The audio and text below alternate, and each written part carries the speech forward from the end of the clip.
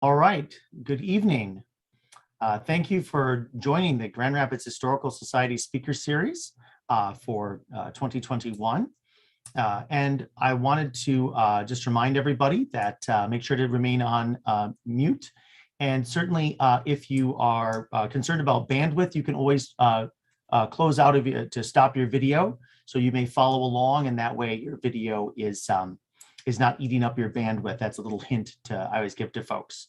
So I'm very pleased to have all of you here. My name is Matthew Daly. I'm on the Board of Trustees for the Grand Rapids Historical Society, and I'll be introducing our speaker this evening. Mary Dersch has been the volunteer curator for the City of East Grand Rapids' History Room since 1993. And she had spent her career as a librarian working in academic and public libraries, and until July 2021 served at the East Grand Rapids branch of the Kent District Library. And even though she has retired, she will continue on volunteering with the East Grand Rapids History Room, her great passion. She's also served on the board of the Friends of the East Grand Rapids Library since 1993, and has been involved in the campaigns for the expansion and renovation of the community center and library, the turtle and fish aquariums, and the children's rooms, and most especially for her tireless work giving presentations about East Grand Rapids' unique history to all the second graders who, as part of their class lessons, walk over to the community center to hear about Ramona Park and Reed's Lake steamboats and all of the history of the community. And so this evening, Mary will give the second part of her presentation. She started last year on the street where you live. And so take it away.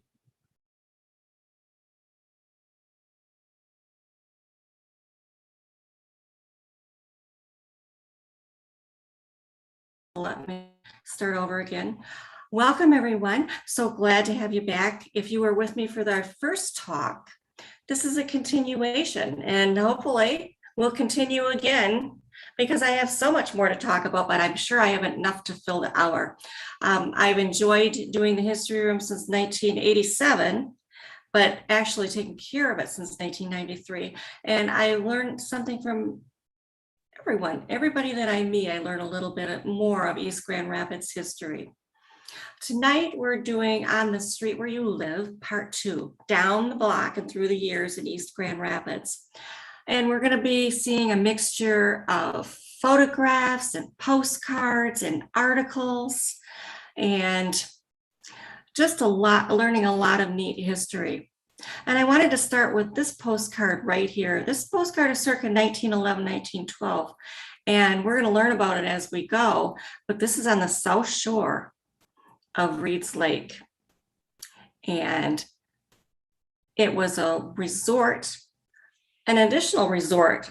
We had a Ramona resort, and we had another resort, which we'll talk about when we get to the slide. So let's get going. See if I can get going. This is the East Grand Rapids History Room. And if you've been in the history room, come on back. We get more artifacts and realia all the time. And we're running out of space, but I still have the ceiling, so we're good to go. It's located on the upstairs of the East Grand Rapids Library, open the same hours as the library. Streets, houses, and people. Let's take a little walk. Let's take a big walk, actually. And we're going to start on Plymouth Road at 250 Plymouth Road. And we're looking at what people often call the Blodgett estate or Brookby. And it was called this because there actually is a brook that runs through the back of it, and we'll see a little picture of that. In the early days, after it was built, and it took 2 years to build this house, and it's a mansion. It's an actual mansion built in 1926 to 1927. It was referred to as Brookby House by the Blodgetts. And the Blodgetts were, of course, if you're familiar with people in the area, the family that built Blodgett Hospital. This home, built in 27 finished in 27, wasn't moved into until 1926. It's a Georgian revival home. It's in the National Register of Historic Places since 1983. There are not, I believe this is one of the only homes, if not the only home in East Grand Rapids that is on the National Register. A few years ago, we tried 1987, and then we tried in the about 2014 to get another historic district in East Grand Rapids, but it failed for a number of reasons. This is the best preserved large estate complex in Western Michigan. It is 8 landscaped acres with fountain and stream. The interior is detailed in marble and parquet floors, and it's beautiful. Circular wrought iron staircase and a grand staircase and painted wall murals and a library, just to name a few of the things that this home has. And as you can see from this overview, you can see where Brookby House is located. And right in the backyard is Colebrook Creek. And Colebrook Creek is the creek. And Mrs. Blodgett named it Brookby because a brook runs by it. So it's called Brookby, or we didn't call it Brookby, we call it Brookby. And it is set on Fisk Lake. And you can see here is a channel between the lakes also. And it's just a gorgeous mansion. Get a little bit closer, you can see Coldbrook Creek. The estate was designed by Walker Gillette Architects of New York City. And it was constructed by the Owen Ames Kimball Company, which is the business that's been around here for over 130 years. The gardens for Brookby were designed by Frederick Law Olmsted firm. Frederick Law Olmsted was the designer of such things as New York Central Park and the Chicago Columbian Exposition World's Fair of 1893, which is near and dear to my heart also. So I like to have that connection with the Chicago World's Fair and East Grand Rapids also. So it's nice to think about that. But actually his sons were running the company then, Frederick Jr. and John C. And they designed the gardens for Brookby. The home has 16 bedrooms, 9 bathrooms, and 2 half baths. The Blodgett family, because I haven't talked about them yet. Delos Abel Blodgett was a lumberman born in 1826. He was a manager of financial institutions, had large pine land in Michigan, Mississippi, California, Oregon, Washington, and Canada. And he's also a large landowner in Grand Rapids. In 1859, he married Jane Wood Blodgett. And eventually the hospital would be named for or dedicated to Jane Wood Blodgett, or sometimes she was referred to as Jenny. And he was married again after she died. She died in 1890, and he did marry again in 1893. And we're going to learn a little bit more about how many people were remarried and so forth in this family. Delos's son was John Wood Blodgett Sr., and he is the one, he and his wife built Brookby in 1927-28. And he took over his father's business with the lumbering and banking, and a big philanthropist and a director of the Federal Reserve Bank in Chicago. And he was an aide and a friend to President Hoover. His son, John Blodgett Jr., often referred to as Jack, was born in 1901, and he carried on with his father's business. In 1914, John Blodgett Sr. and his wife, Minnie Cumnock Blodgett, donated 23 acres of land for Blodgett Hospital, Blodgett Memorial Hospital. And the 5-story facility was completed there on Plymouth and Wealthy by 1916. And as I said before, the hospital itself was dedicated to Jane Wood Blodgett, John Sr.'s mother. The couple were great philanthropists in West Michigan. We still see that happening. They helped found the Clinic for Infant Feeding, the Association for the Blind, the Grand Rapids Child Guidance Clinic, the D.A. Blodgett Home for Children, and they also helped establish on Lake Michigan Camp Blodgett. Mrs. Blodgett was instrumental in starting the first nursing programs at Grand Rapids Junior College, and he was the founder of the Anti-Tuberculosis Society and organizer of the social welfare. So they were very, very involved. And here is a photo of Minnie Cumnock Blodgett, John Sr.'s wife. She graduated from Vassar in 1894. And the Blodgetts also gave money for a building to be built at Vassar in 1929. It was called Blodgett Hall. And here is a photo of John Wood Blodgett Sr., probably circa late 1940s. Now, John Blodgett Sr. had a sister, and her name was Susan. And when the father died, the money estate was divided between the two, and Susan got her share and John got his. And Susan married Edward Lowe in 1888. And he was from Lancashire, England. His family had emigrated in the 1840s to Grand Rapids. His father became a prominent Grand Rapids businessman and philanthropist, and he opened the first iron foundry in Grand Rapids. His mother was Eliza Butterworth Lowe. And so what happened was Susan Blodgett and Edward Lowe helped to establish Butterworth Hospital in 1911. And he also was the founder of the Kent Country Club in the 1890s. And we talked about that at the last talk I gave. The Kent Country Club got its start in what we now call the Bissell Estate, Lakewood Estate, Benjamin Hanshin Estate on the corner of Wealthy and Plymouth. So let's talk a little bit about John Blodgett Jr., Jack Blodgett.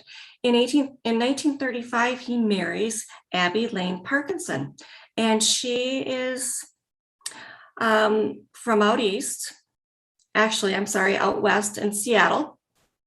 And she was a society girl. And their marriage, well, sadly, their marriage was not to last. Blodgett and his wife did divorce, and he blames drinking and a tryst with a Hawaiian beach boy named Curly. And it became a scandal, a Beach Boy scandal. And the story wins Blodgett a divorce. And after they got married, or maybe before they got married, I don't know if it was an agreement they had signed, he had given her a $5,000 a year trust fund. It was established after their marriage. And so he did not have to give her any alimony.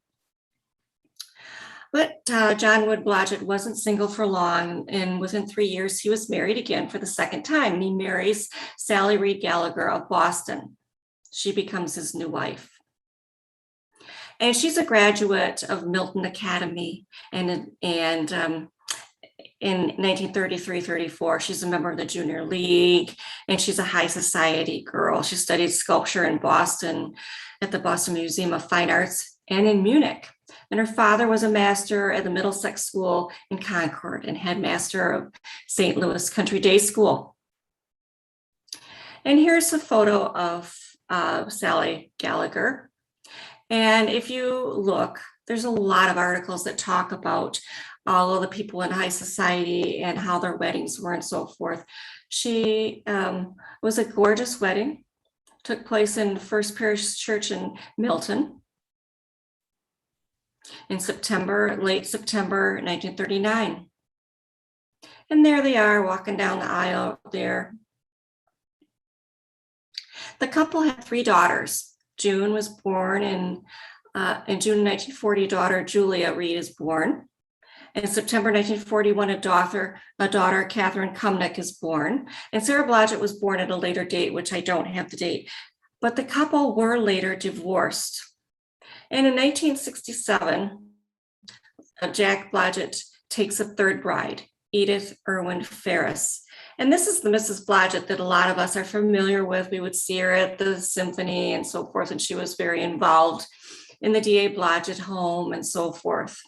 The Blodgetts were married in 1967. They were married for 20 years. Mrs. Blodgett came into the marriage with a daughter, Wendy Ferris.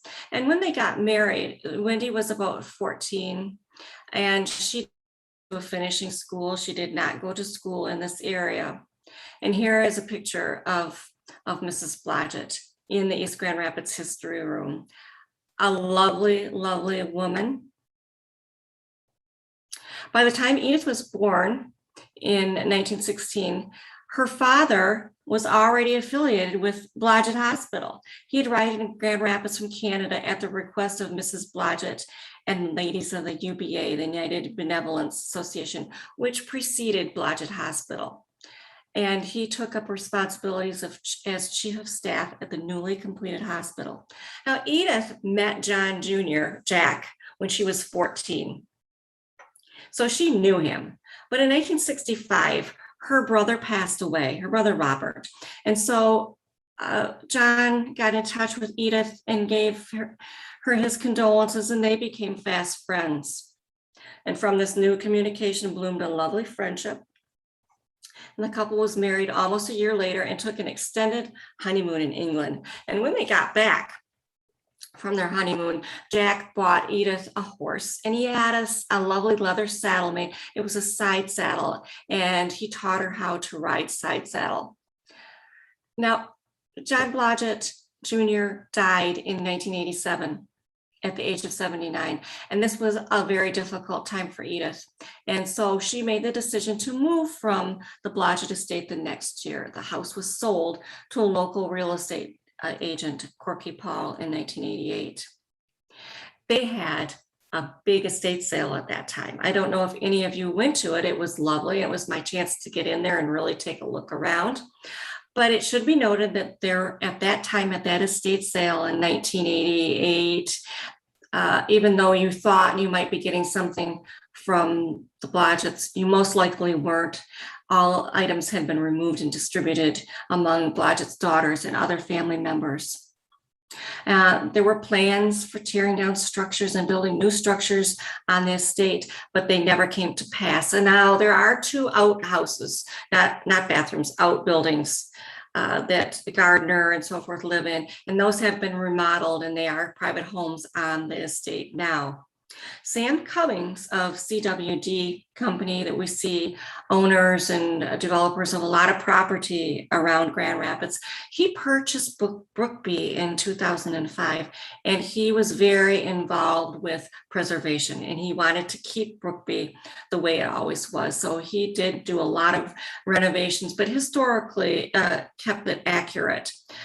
In 2019, Brookby, actually 5.4 acres of Brookby was given to Aquinas College, and that included the main house.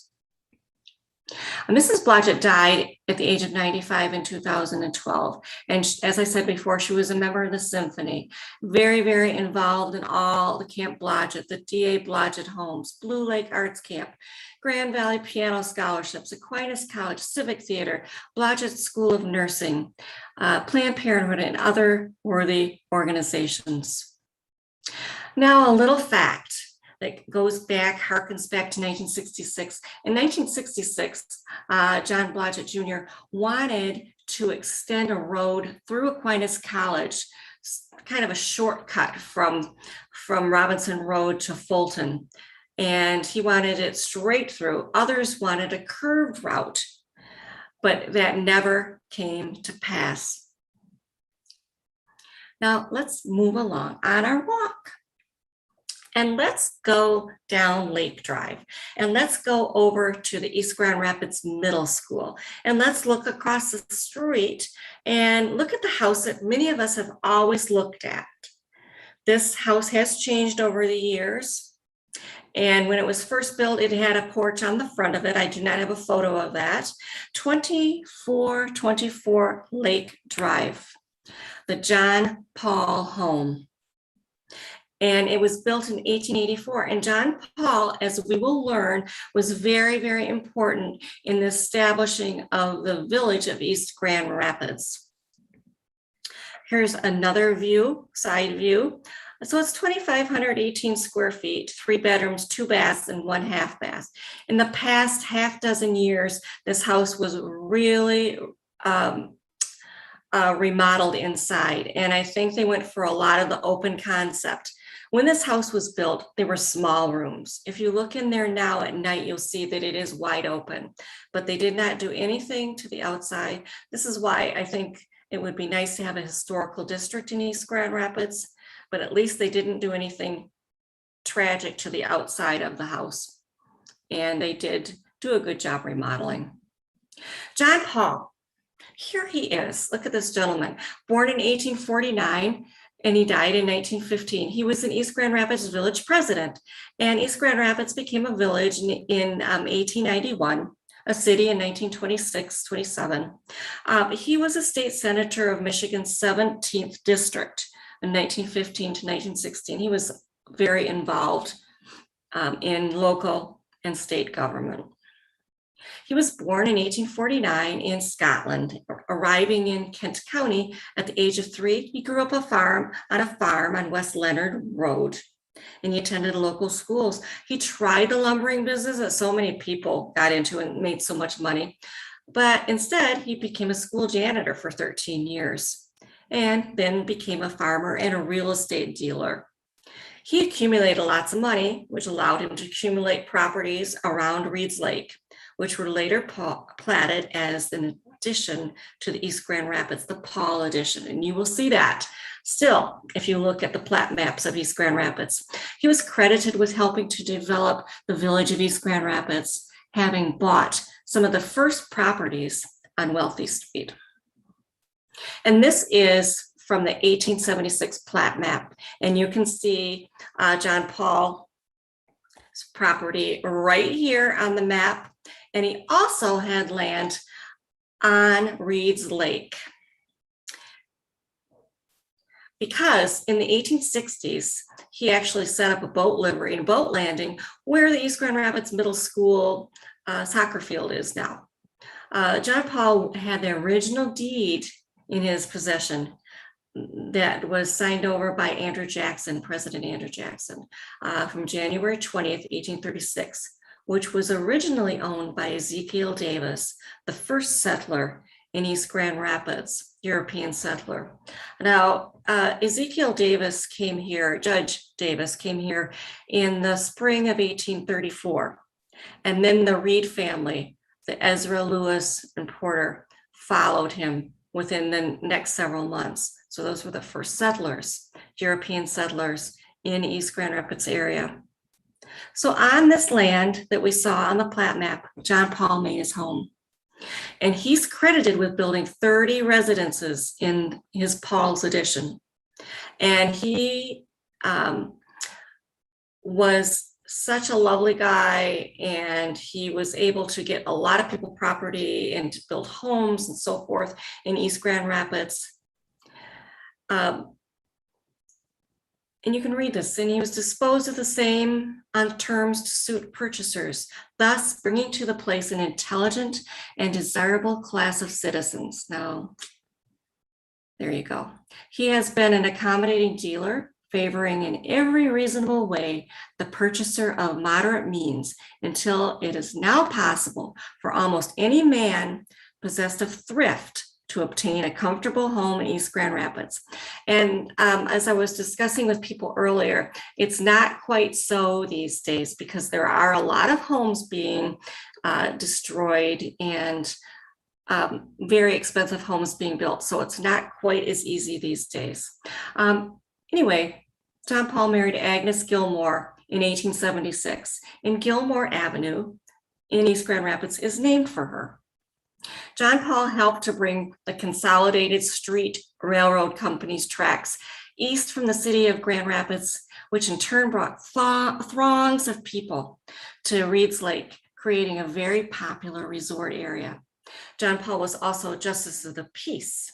He established his boat landing and livery on the south shore of the lake near the current middle school soccer field. And that would be about where in that general area where the landing is for your kayaks and canoes, a little bit further over, but in that general vicinity for a few years, not for very many years. In 1908, he was the treasurer of Grand Rapids Township. He served 2 terms. He was the president of the village of East Grand Rapids. He was a member of the school board, and he was a member of Paul and Nuvensil real estate firm, Republican Party. He was big up, high up in the Masons. And he was responsible for bringing the Consolidated Street Railroad Company's tracks into East Grand Rapids. And this is the dummy line that came in the 1880s. And the dummy line was on a straight track. It would go forward and then it would go backwards, back and forth. And here is a political flyer for John Paul, county treasurer from 1908, a handsome fellow. And now let's move on. Now we know who lived in that house on Lake Drive when you see that. I always thought that would be a wonderful history room for the East Grand Rapids or History Museum one of these days. Let's go to the lake and let's look at this postcard right here. And let's see if we can't talk about that in a few minutes. I'd like you to see a few other historical postcards of Reed's Lake. And, you know, we've got all these humorous postcards out there. This is from 1906, Unavoidably Detained at Reed's Lake, Michigan. Lovely postcards also. Souvenir from Reed's Lake, circa 1910. And another one in the same vein. Very lovely. And then some ladies out enjoying their day in their wooden sailboat on Reed's Lake. What I'd like to talk to you about now is Chateau Paulo. And Chateau Paulo was built in 1912. It is still on the lake. It is on the south shore of Reed's Lake, south of the middle school. And it is a grand chateau. And it was built in 1912. And it is 4,603 square feet, 6 bedrooms and 3 baths, and it's on multi-levels. When you go into this house, and I've been in there, you can see there's a grand dining room that looks out over Reed's Lake, and it sets up high on a precipice, and it overlooks a grand view of Reed's Lake. What's the history of this house here? Chateau Paulo. Who's Paulo? What do you mean by chateau? We're going to talk about that. Here, the house sits on Frederick Drive on Reed's Lake, and the garage is a cement block building. Frederick Paulo.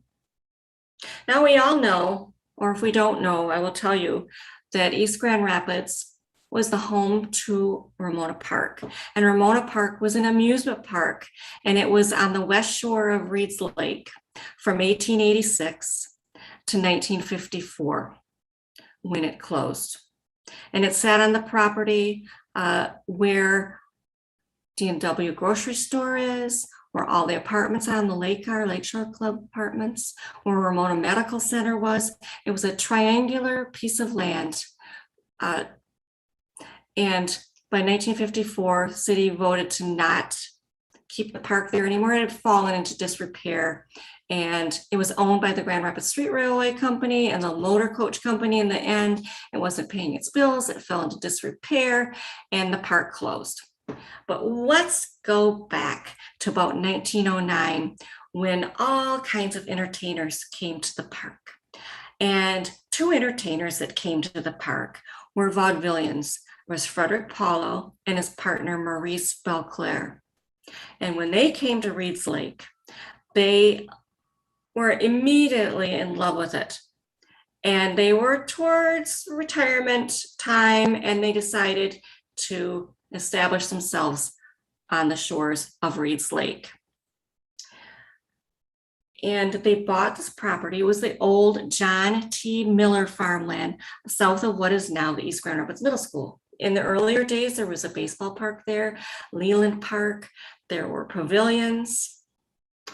It was a place where a lot of people came. They took the trains and they came in and had a lot of entertainment to find there. Frederick Paulo was an eccentric French song and dance man. He was a sprightly comedian, urbane entertainer, operatic singer, suave Frenchman, and far-seeing businessman. And he had put quite a bit of money away so he could buy this big piece of property on the lake. And through the years, Frederick Paulo, did travel all over the vaudevillian circuit across the country. And in the later days, he traveled with Madame Dica. And way back when, in the late 1890s, he heard about Reed's Lake while in Frisco. He heard about how wonderful Reed's Lake was. And so he signed up to work the circuit and head to Reed's Lake. And here is a 1909 article, actually a posting of what was going to appear at the Ramona Theater. And we can see on here, we can see Countess Olga Rossi and Monsieur Paulo in their creation entitled During the Performance. And if you look a little way down here, you can see Kramer and Belclair. And Belclair was Maurice Belclair, and he was a strong man and quite the guy. And we'll see more pictures of him. Maurice Belclair was once a noted strongman and acrobat. In later years, he became a real estate agent in Grand Rapids. And there he is in his earlier days, and there he is in later years. And he was part of the Polar Bear Club, I believe that was called, on Reed's Lake, and he would take a dive into the lake in the icy waters. Point Paulo, in the beginning it was also called Paulo Point, was 20 acres of land on, like I said, the south shore of Reed's Lake. It had 2,000 feet of lakefront. Fred Paulo is the owner, operator, and Maurice Belclair is the manager. They're two jolly bachelors on an ideal farm, two theatrical converts to the simple life. And here's a picture that I took in the wintertime of Chateau Paulo.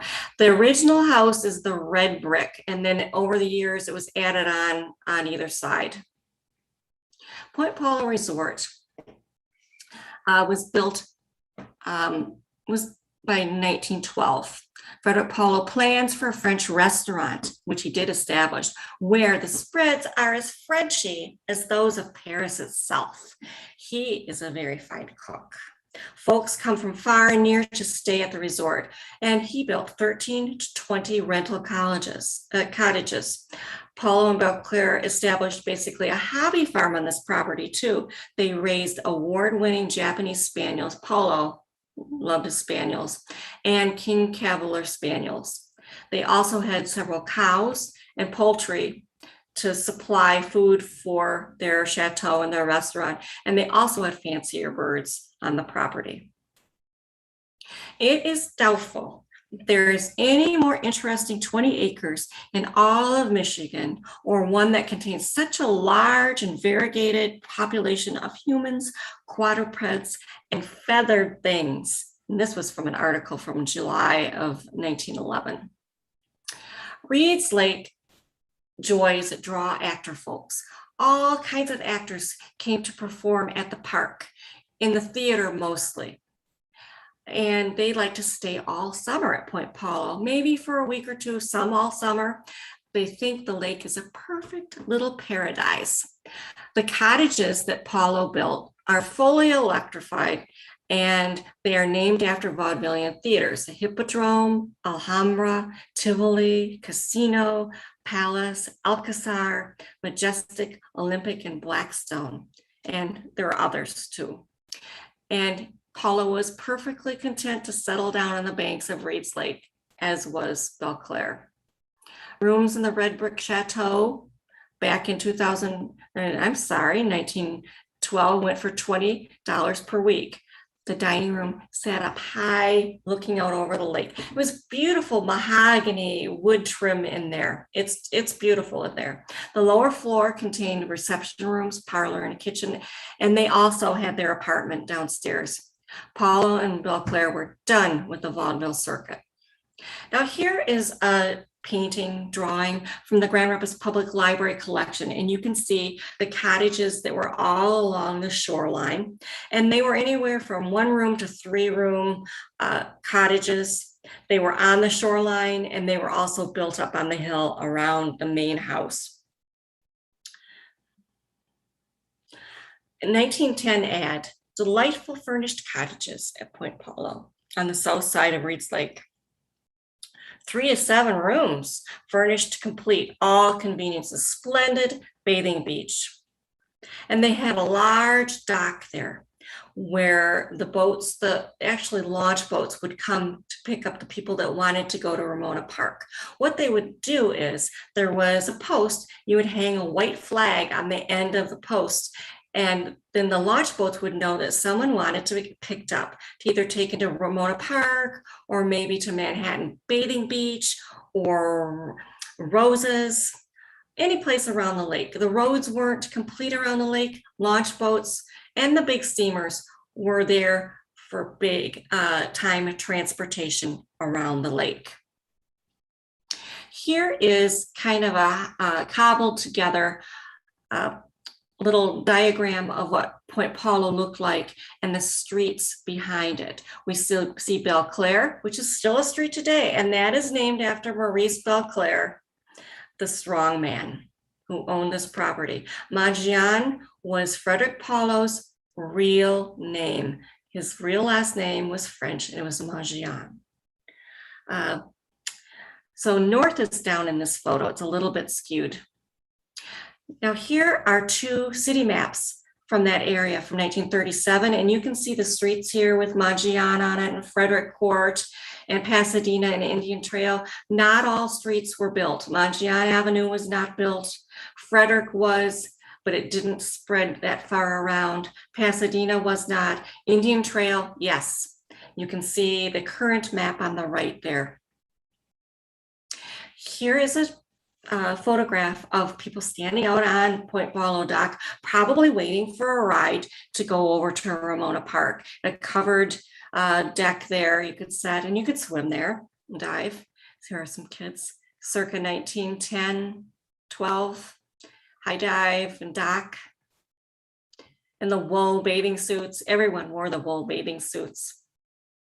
And here's a view of Point Paulo and some of the cottages there. For a good while, there were 1 or 2 of the little white cottages still left on the shoreline. I don't think there are any more left. It looks like there's a remnant of 1. And a little on the left-hand side of Point Paulo, past the Chateau Paulo. And here's a man out in a flat bottom boat, and you can see a number on that. So he would have rented that boat from one of the boat liveries on the lake. Some ladies out in the dock, Point Paulo. And here is Frederick Paulo, and he is sitting in a plane that was brought to Ramona Park and the shores of Reed's Lake there. Ramona Park came down onto the shore of Reed's Lake. It wasn't called Collins Park until way later, in the 1970s, 60s, 70s. It was Ramona Park, and there was people did try to keep that section of the park, Ramona Park, and not name it Collins Park.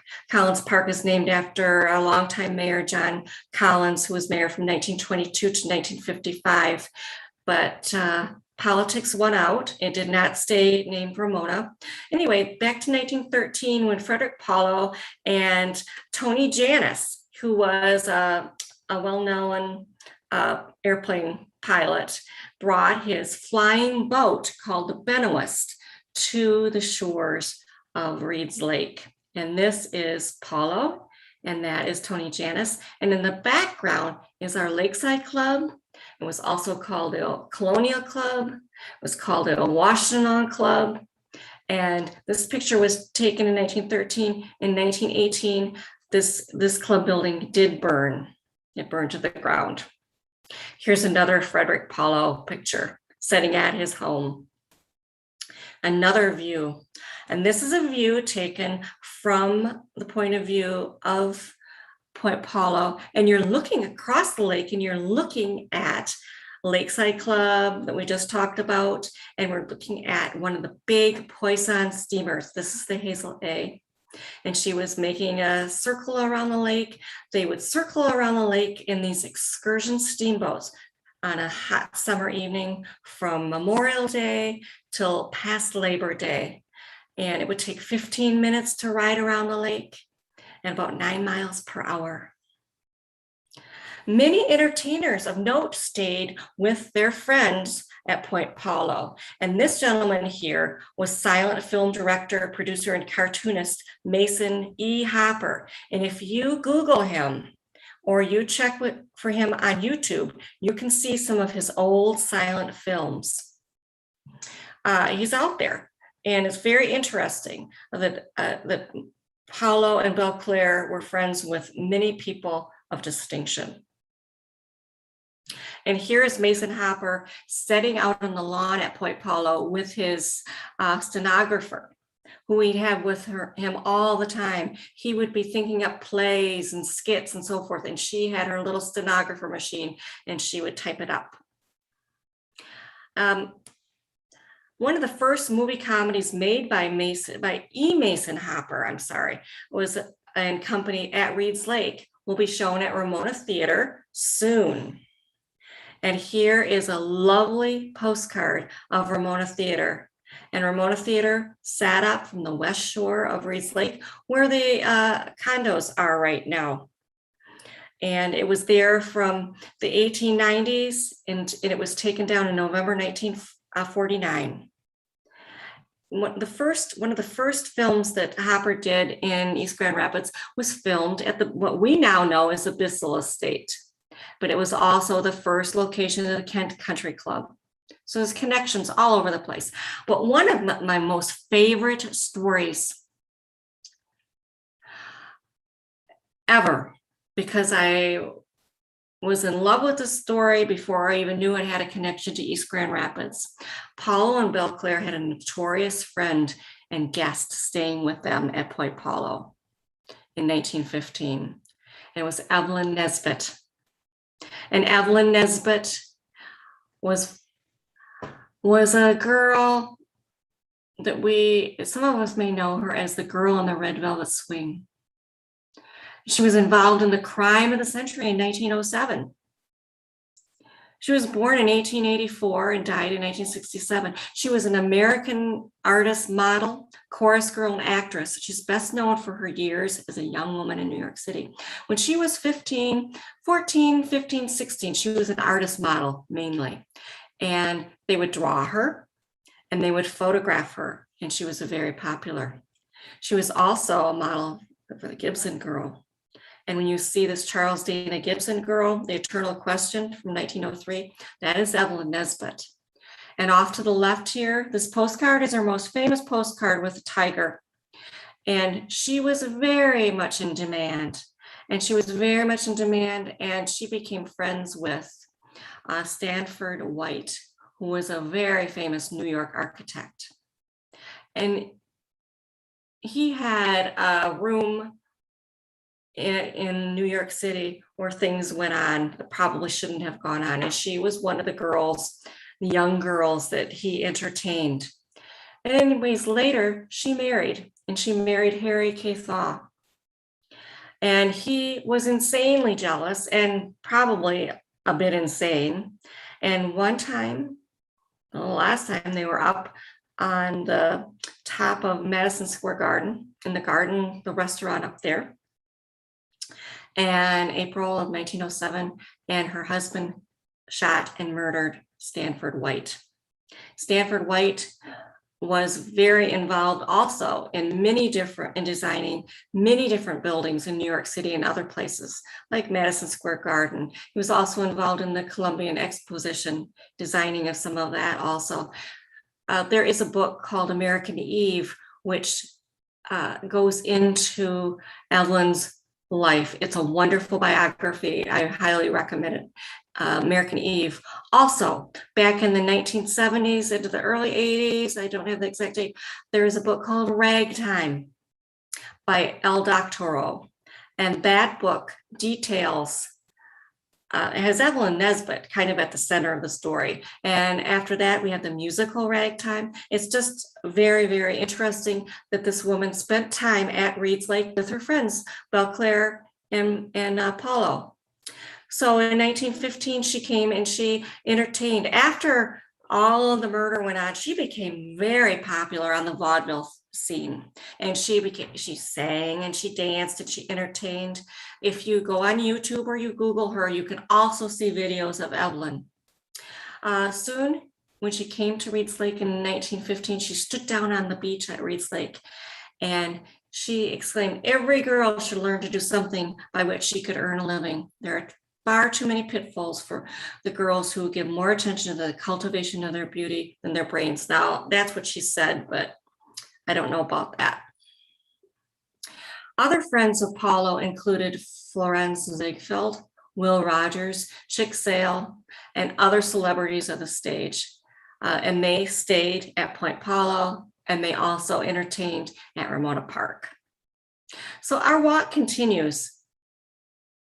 And this is a view up Robinson Road. We're not going Robinson Road, but we're going to go elsewhere. We're going to go to the West Shore of Reed's Lake and the site of the current site of the Grand Rapids Yacht Club, which is on the West Shore of Reed's Lake. But we're going to look at that property in olden days.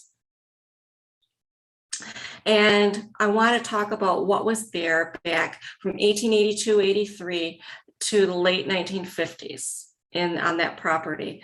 The steamboating Poisson family had their home on the site of the current Grand Rapids Yacht Club. The yacht club took up residence on the site where it is now in 1941, but before 1941, the yacht club moved around to different places. It was established in 31, and it was on the shore of Reed's Lake at Reed's Lake, actually a Bunnell residence of R. Wallace Hook, also the residence of the notorious Dr. Stokes, who was the dermatologist who got in trouble a few years back. So in the mid 1930s, then the yacht club moved to across the lake on the north shore of Manhattan Beach, and they were there to obtain more room. And then they moved to Point Paulo for 2 seasons. And then I got an extra Manhattan Beach in here. Then in 1941, they purchased that property where they are, and they were right below City Hall. The City Hall, the municipal building, used to be right above them. In 1956, the fire destroyed their clubhouse and a new one was built.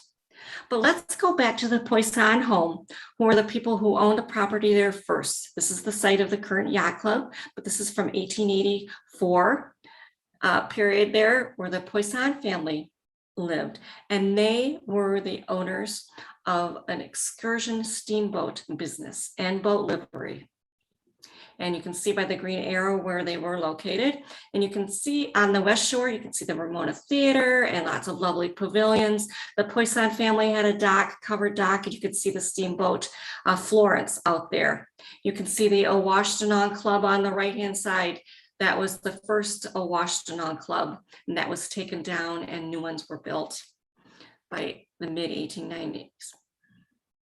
The Poisson family from another view. You can see the ice house is out in the further from the Poisson home. You can see Miller's boat livery. This is circa 1890 in what is now Collins Park. John Poisson, a French Canadian, born in Lyon, France in 1839, came to Grand Rapids with his wife, Philomene. And they came here by the 1860s. And he was a tailor of some renown in downtown Grand Rapids on Monroe Street. And he was there for 18 years. And then his eyesight failed him, and he had to, because of probably cataracts. And so he had to take up a new profession, and he saw the opportunity to buy a steamboat because Reed's Lake was the place to be back then. It was becoming a Saratoga of Grand Rapids, and it's a fashionable and popular resort.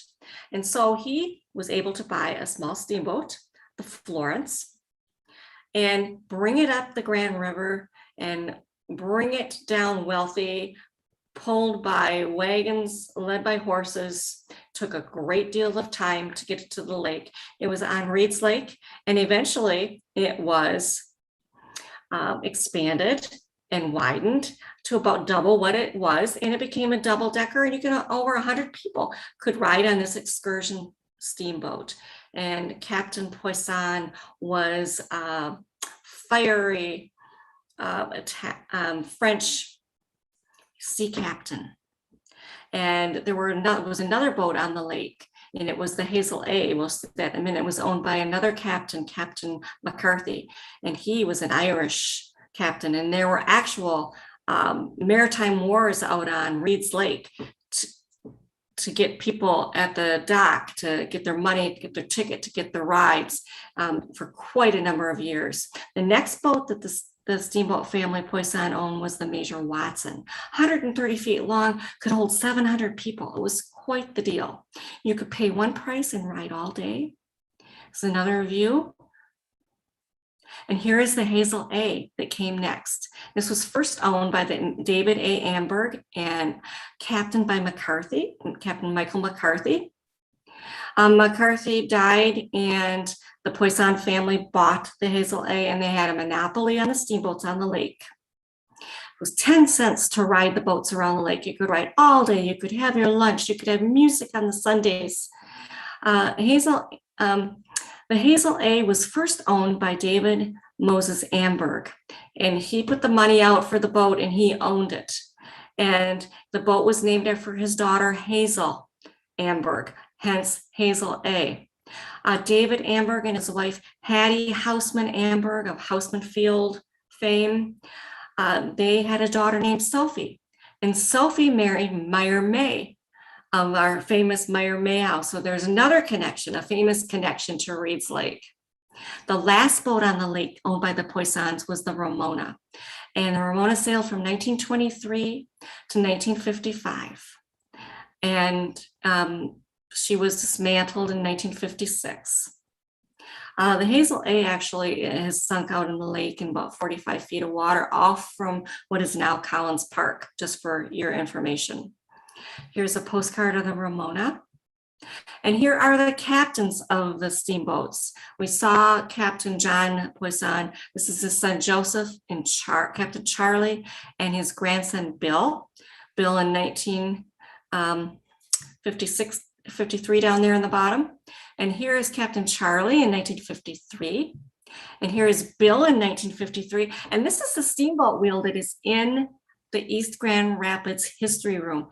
The Poisson family have let the history room, East Grand Rapids History Room, display this wheel. Come and put your hands on history. Come and visit the history room. And here is Bill in 2000, a lovely gentleman. Now let's move on in our little walk, because we're running out of time. There are a lot of different little farmhouses around East Grand Rapids. So let's look at a couple. There's the DeYoung Farmhouse, which is at 1545 Breton on the corner of Boston and Breton, 3,342 square feet, 5 bedrooms, 3 baths, 2 half baths. It originally was a lighter color, and it is now being repainted by the current owners of the house, David and Jennifer Hall. And this is a current picture of it being repainted. It was originally owned by Engel DeYoung. It was built by 1880. After 1850, before 1880, city directories don't always have it right. His wife was Wilhelmina Katz DeYoung. They were Dutch settlers, first in Holland, and then they came to this area. They were farmers, married in 1854, married for 44 years. The Holland Old Settlers. This is a over 130-year-old Victorian farmhouse. It stands in its original spot. It's grown and kept up with the times, but it's been expanded twice and updated with all the amenities one would expect to find in a luxury home in this upscale suburb. This was from the Grand Rapids Press, Jim Harger, when it was being sold. The last owners before that sold it in 2017 were Tammy and Jeff Ammon, and they are the ones that did a lot of remodeling. The house was sold in for approximately $775,000. It still has its original character, some of the same flooring, molding, plaster medallions, baseboards, and window trim. On the second floor, there's a master suite with an ensuite now. The basement encompasses all three aspects of the home's history, including a wall on which previous residents, their children and friends have scrawled their names, their sports achievements, and other memories over the past 50 years. And there is that wall there. And it looks of the earliest writing that the current owners, the Pikes, the Hall, Jenny Pike Hall could find was from 1968. And all different swim teams and sports teams signed it. And their boys that are 6 and 4 now will do so when they get older. So that's really a neat modern history. And now we'll just look quickly at some photos. And these were taken from Corey Morse, M Live. Beautiful house. Well, now it's not red anymore. It is painted white, has a pool, a summer house out back. Detailing. It was owned through the years by another DeYoung family and a Charnley family and Robert and Julie Connors. And then it was sold in 2017 by the Ammons to the current owners. Mrs. Charnley that owned was back there in the 60s, appeared in the press cooking some Indian pudding. She also was a World Book sales rep, which was big time in the 60s. A lot of people would buy those sets of World Books that the East Grand Rapids Friends of the Library are now selling at book sales. The next farm that I want to talk to you about is the Burchard Farm, for whom the street is named, for one of the street is named. And here is an 1876 plat map showing the C. Burchard Farm. C. Burchard for Carlos Burchard. He lived from 1821 to 1877. He was a prominent tailor and clothier in Grand Rapids, downtown on Monroe Street. His wife was Mary Burchard, and he died and in 1877 and left his wife. And then the property was up for grabs, 112 acres. So we have Burchard Street, and it was all orchards, and Orchard Street named for orchards and so forth. And at one time, this property was under consideration for the location of the Michigan Soldiers Home, which is currently the Michigan Veterans Home. Ultimately, the site was chosen for the Michigan Masonic Home in 1886, and the land was sold for $10,000. So eventually, the Soldiers Home was not built there because it was too expensive. The sewer was too expensive. That was going to prove too costly. So they decided to not build a Soldiers Home there. On this property is the Burchard Farmhouse, which is way down on Burchard. There's another farmhouse, which I'll show you too, which also could be, and I'm not quite sure. Maybe someone knows more. We need to research it a little bit more. It is at 2100 Burchard. Records say it was built in 1891. Most likely it was built earlier. This house is still there. An earlier photo. And then we have another photo of another farmhouse, which was built by 1880 on the corner of Burchard and what is now Breton in Burchard. So anyway, long story short, the Soldiers Home was not built here, but the Grand Rapids Street Railway Company did agree to build a line to Reed's Lake if the Soldiers Home was built there. And they did go ahead and build a line there anyway. It was too expensive. The sewer system was too expensive. So the Michigan Veterans Facility was established at 3000 Monroe Avenue. And here is an old postcard of the Michigan Soldiers Home, which has been much remodeled over the years and is the vets facility now. So the Masonic Home was built on this property. And the Masons set about getting their money set to buy the Burchard Farm property. They purchased the property for $12,000 in 1887. It was 112 acres. They only ended up using 32 acres for the Masonic home, and it became Masonic home and a real working farm. The Masonic Home Association purchased the Burchard Farm Lake property. It is going to be for our Masons fraternity and their wives, their widows, and their children. The home will be at the eastern terminus of the dummy line, the railroad that we saw earlier, the engine, and it will look out over Reed's Lake. It's supposed to be a solid, substantial, and handsome structure of red brick and stone at a cost between $50,000 and $60,000. I believe it came out to about $68,000. It was Romanesque in style. It stood 100 feet above ground with two fronts, both facing the lake, and one facing the lake and one facing the other way, the road. Porches and balconies. It was lovely. And now we can see what the Masonic home looked like. And it stood about on the near the corner of what is now Breton and Lake Drive. And as I said before, they used 32 acres, and they eventually sold off the other property and will platted the land later. The home burned in February 1910. There were no fatalities. The resulting vacant land, known then and now as the Masonic Home Addition, was platted for residential homes. The Masonic home had the distinction of being the second such facility built in the United States. And here's where it was located. So this is a very familiar corner on the corner of Breton and Lake Drive. And that's where the Masonic home stood, on the high ground on what is basically Ogden and Maxwell.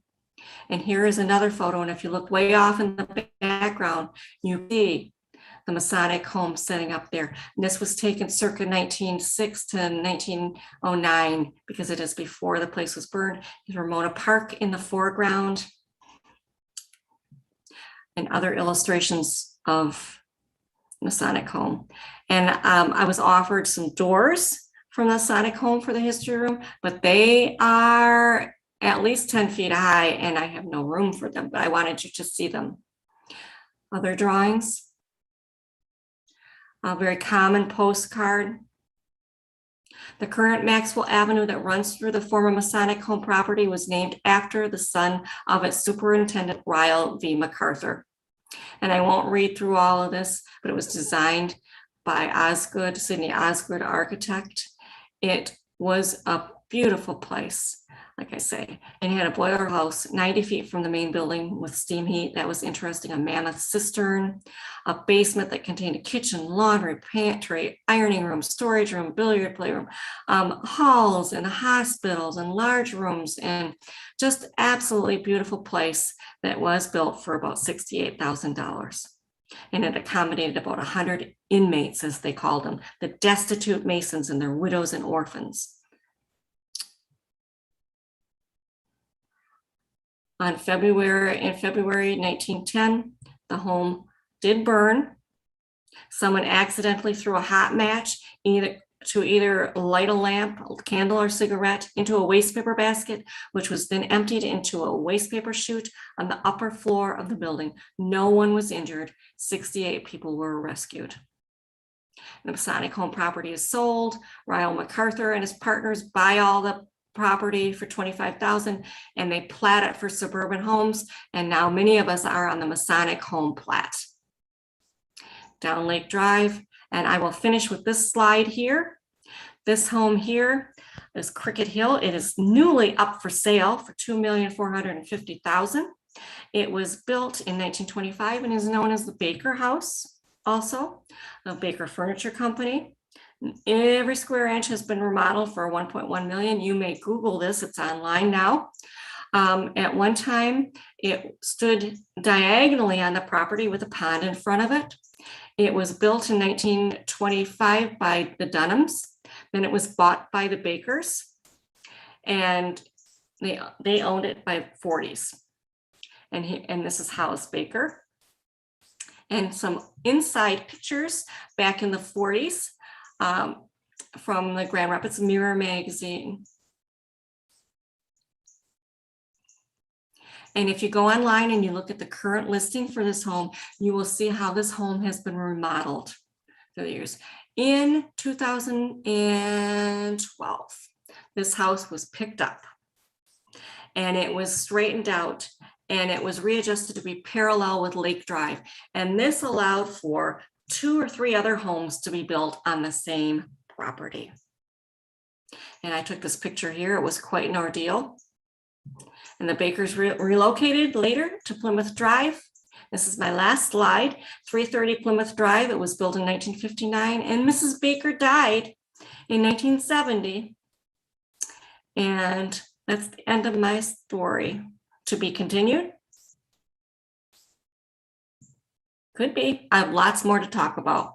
I will stop there and we can answer questions.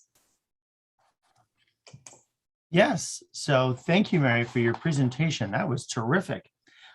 There are some questions that are going to be coming through the chat. One thing I will remind everyone is that there is a survey in the chat, which I will repost, which is going to be for help us understand the presentations and what people are looking for. So I put it back in, and we put a couple of these things back in. We did have a question pretty early on. Okay. Lynn Shackelford asked, is Fisk Lake man-made? No, it is not man-made. The channel between the lakes was dredged out by the 1870s. And then by 1906, it was even dredged out more so that bigger boats could go through. But no, it was not man-made. Okay. Not man-made. And we used to be able to travel back and forth until the late 1940s when the city kind of dropped the street and took the bridge away. There was a bridge over Lakeside Drive. And now Fisk Lake, basically, it's not a private lake, but it seems like it is, because you really can't get your boat in there. You can if you could finagle it, portage your canoe, but no, you can't get in there so easily anymore. Yep. Okay. Tom Miller has another question. Okay. Several of the farmhouses were painted red. Is that a coincidence? Well, I think that was just a popular red farmhouse color. Now we just saw on the slides that the family that's in the house, the Engel farmhouse, the DeYoung farmhouse, Engel DeYoung farmhouse, have restored it back to its lighter color. They have the old photographs which show it being white. And then later years, it was painted red. And I don't have the dates on when it was painted. I can check to see if red was a significant color for farmhouses. I know it was for barns, but farmhouses, I'm not sure. So I could check on that. There's another question. It asks, is there a repository of original blueprints and or photographs of homes in East Grand Rapids? Okay, the City of East Grand Rapids Engineering Department, if there are diagrams or blueprints, that's who has them. And you can check with the city. And it used to be able to buy them for about $18. I think it's probably between $20 and $30 now. If the city has a blueprint of your home, you can get them. Okay. And then if you go to the site, the East Grand Rapids City site, eastgr.org, property information, you can see the basic layout for the floor plans of houses, but they're not the blueprints. They're not the design, the original designs. So yes, we have some. No, we don't have them all. And photographs? Photographs, the city has, there are different places to get photographs now. There's a lot of different places to get them. If they're not all available for all houses, but the city will have a photo of your house in East Grand Rapids, most likely back to the 1970s, maybe some earlier. Now you can go back earlier than that if you check the Grand Rapids Public Library architects file and the real estate file at Grand Rapids Public. to get some old photos. Now, some of the homes in East Grand Rapids might have been in such publications as the Grand Rapids Mirror magazine, and then they might have a whole spread on their house. So, and the East Grand Rapids History Room has some photos, but I kind of work with the city. East Grand Rapids History Room has only been around since 1987 versus Grand Rapids Public Library in the 1907, 1911, I can't remember exactly. They've been collecting for years. So we're building up our collection. But I work with the city and I go to Grand Rapids Public. It's a compilation. And I am doing house histories now. Since I've stopped my working, I'm now, if you want me to research your house, it's $25 for a house history. And it will all go towards the East Grand Rapids History Room, which receives no dedicated funding. So this all goes into the East Grand Rapids History Room Fund. So you can always contact me. There's another question. Are there any do you have any plans for writing a history of East Grand Rapids? As a matter of fact, right now I am collaborating with Professor Mark Schwartz at Grand Valley. And we are working on a publication, which hopefully within the next 2 years should be out. So yes, but it's not gonna, it'll have East Grand Rapids history, but it's gonna have more of a central focus, which I can't really talk about right now. But we're working, we're almost there. So thanks for asking. And then there's also sort of a comment. Make sure to check the comments that a couple of folks have said they would like to have you research the history of their homes that they've grown up in. Excellent. Good. I would say that's something. Can I access that, or can you send those to me?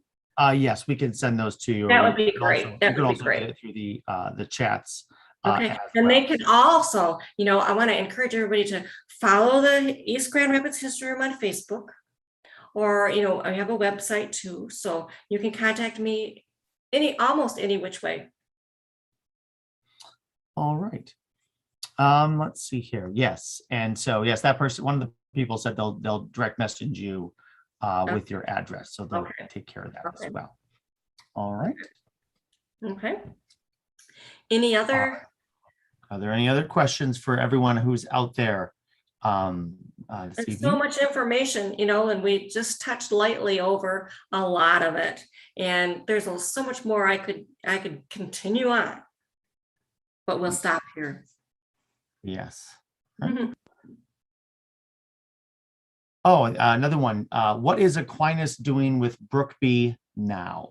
Well, right now, Brookby's it's still owned by Aquinas. Aquinas only has like a parcel of the Blodgett estate. They have the home and they have some of the property, and then the houses that are on the property are owned by other people.